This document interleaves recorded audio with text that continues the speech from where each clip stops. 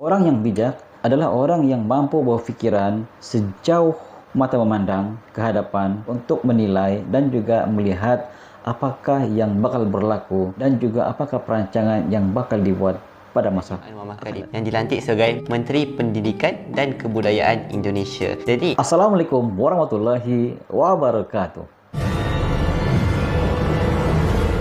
Razli Studio.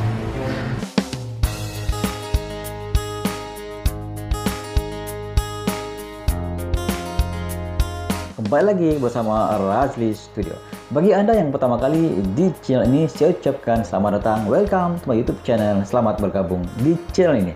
Bagi Anda yang belum subscribe dalam ini channel, saya ucapkan terima kasih.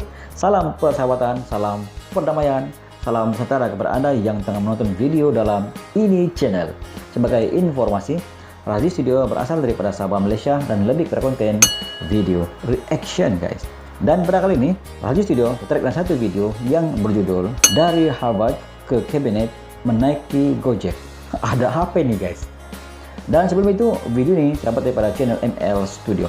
Seperti biasa, jangan lupa berikan sokongan dan dukungan kepada channel ML Studio dengan memberikan subscribe, like, share, dan juga komen-komen yang membina, guys. Tanpa basa-basi, guys, ayo kita sama-sama simak video ini dengan kiraan 3, 2, 1, go! saya nak berbicara tentang Nadiem Anwar Makarim. Dia bukan Anwar Ibrahim, dia Nadiem Anwar Makarim. Baru-baru ni Jokowi telah mengumumkan kabinet baru dia dekat Indonesia, Nadiem Anwar Makarim, yang dilantik sebagai Menteri Pendidikan dan Kebudayaan Indonesia. Jadi Nadiem Anwar Makarim ni dia datang daripada background corporate. Dia telah menghasilkan satu Decacorn. Decacorn ni adalah syarikat-syarikat yang valued pada 10 bilion US dollar. Maksudnya betapa besarnya syarikat yang Nadiem Anwar Makarim ni develop sehingga dapat valuation sehingga 10 bilion US dollar. Dan Nadiem Anwar Makarim ni juga Straits Times Asia of the Year untuk beberapa tahun lepas atas kejayaannya menghasilkan perisian Gojek yang mana digunakan oleh ramai masyarakat Indonesia pada hari ini. Sebab dia change landscape interaksi ataupun perhubungan rakyat Indonesia. Bagi contoh, bila mana dia nak naik motor, mereka akan terus panggil Gojek, dan Gojek ni menjadi sebahagian daripada lifestyle masyarakat Indonesia. Jokowi melihat kemampuan Nadiem ini dan invite Nadiem Anwar Makarim untuk menjadi Menteri Pendidikan dan Kebudayaan Indonesia. Figure Nadiem Anwar Makarim ni sangat-sangat interesting. Yang pertama adalah dia adalah Harvard grad. Dia lepasan Universiti Harvard dan United States, dan juga berpengalaman dalam bidang dia. Sebab nak bina satu company bukan satu perkara yang mudah dalam usia yang muda pula tu. Dan paling saya suka adalah vision dia bila mana dia jadi menteri tu. Dia nak bina karakter rakyat Indonesia supaya menjadi lebih independent, lebih integriti. Bagi contoh, dekat Malaysia, kita nak bangunkan anak-anak, kita nak bina satu sistem pendidikan yang cemerlang. Tetapi kenapa we miss the point of integrity? Kita boleh suka-suka untuk buang sampah merata-rata sebabkan kita miss the point of integrity. Dan yang kedua adalah strategi yang dia nak laksanakan. Dia panggil sebagai debirokrasi. Kita banyak sangat nampak perubahan-perubahan dalam sistem pendidikan tak dapat dilaksanakan akibat karenah birokrasi, akibat campur tangan politik yang berlebih-lebihan dalam sistem pendidikan kita. In fact, Presiden Jokowi sendiri memberikan sepenuh kuasa kepada Nadiem ni untuk merombak sistem pendidikan agar Indonesia dapat jadi satu negara yang berjaya tanpa menghiraukan sebarang pendengaran politik ataupun influence politik dalam pendidikan. Yang ketiga pula adalah to welcome lot of investment dalam sektor pendidikan untuk menjadikan sektor pendidikan ni sebagai sektor yang ramai orang dapat manfaat, dapat banyak pembaharuan. Bila banyak investment dalam pendidikan, kita dapat tengok syarikat-syarikat compete untuk bina satu sistem pendidikan yang lebih baik atau untuk menghasilkan satu solution yang baik kepada masyarakat supaya masyarakat dapat benefit from that solution untuk membina masyarakat yang lebih bijak, lebih bertamadun dan human. Dan yang keempat pula adalah penciptaan lapangan pekerjaan on ourselves. Dan untuk capai perkara ni, dia memerlukan pelbagai jenis pembelajaran. Bukan sahaja pembelajaran dalam kelas, tetapi macam mana orang tu dia nak present themselves. Yang kelima, Menteri Pendidikan Indonesia ni dia nak memberdayakan teknologi dalam pendidikan. Dekat dalam ruang rumah, dia melibatkan dua entiti yang berbeza, iaitu ibu bapa dan juga anak. Manakala ruang persekolahan pula melibatkan entiti guru dan anak murid.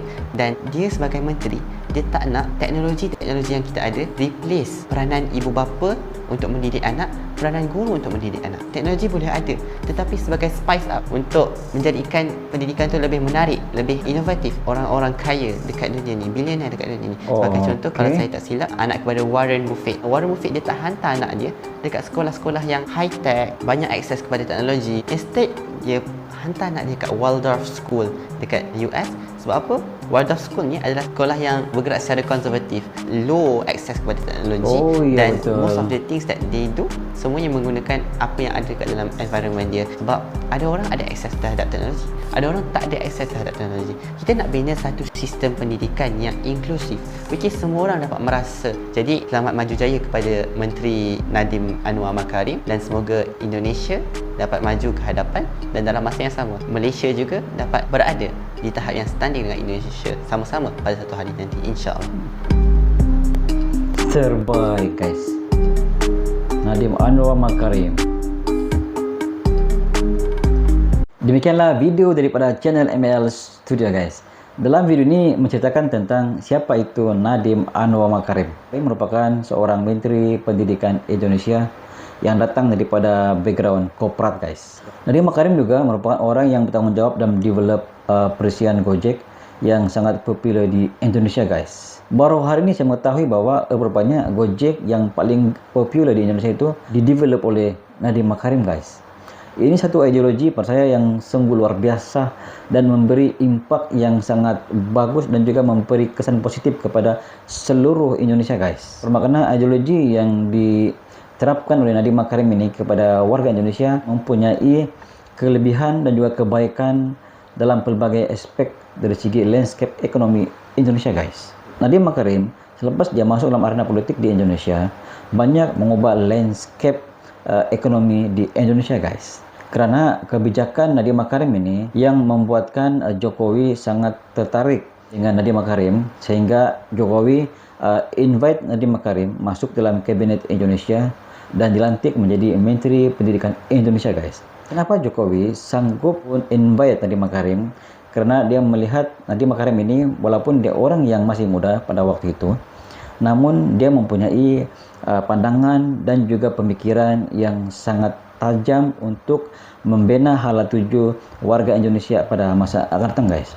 Apabila Jokowi melantik Nadiem Makarim sebagai Menteri Pendidikan, Jokowi telah pun memberi kuasa penuh kepada Nadiem Makarim untuk melaksanakan sistem pendidikan di Indonesia guys. Apa yang Jokowi lakukan dan juga memberi arahan kepada Nadiem Makarim ini memberi kesan positif kepada landscape pendidikan di Indonesia guys, dengan mempedulikan pandangan politik dalam menentukan hala tuju pendidikan di Indonesia. Ini menjadi satu kelebihan kepada Nadiem Makarim apabila pandangan politik itu diketepikan dan dia lebih menjurus kepada bagaimana untuk membangunkan dan juga melahirkan masyarakat yang berilmu guys. Kalau kita kembali ke Malaysia, di Malaysia dalam video ini mengatakan bahawa Malaysia dalam proses untuk membina satu tamadun pendidikan yang sistematik, namun dicemari dengan apabila kuasa politik masuk campur dalam menentukan hala tuju sistem pendidikan yang ada di Malaysia guys. Namun ada pro dan juga ada kontranya apabila kuasa politik masuk dalam membina hala tuju sistem pendidikan. Kesimpulannya, pada pandangan Razli Studio, Nadiem Makarim mempunyai ideologi yang sungguh luar biasa. Dia mempunyai pandangan yang sangat jauh serta mampu untuk melihat apa yang akan terjadi sekiranya dia buat begini, apa kesan dia kepada masyarakat sekiranya dia buat begini. Dan ini menjadi satu garis panduan kepada Nadiem Makarim untuk membina landscape pendidikan di Indonesia sesuai dengan era digital pada masa kini guys. Kita mengharapkan seorang pemimpin yang mempunyai pandangan yang jelas dalam membina hala tuju sesebuah organisasi guys.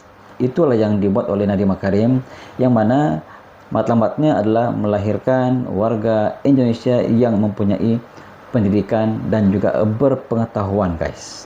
Itu sedikit sebanyak pandangan daripada Razli Studio. Sekiranya anda mempunyai pandangan sendiri terkait dengan video ini, anda boleh komen di bawah guys. Sekian, jumpa lagi di next video. Assalamualaikum. Bye-bye.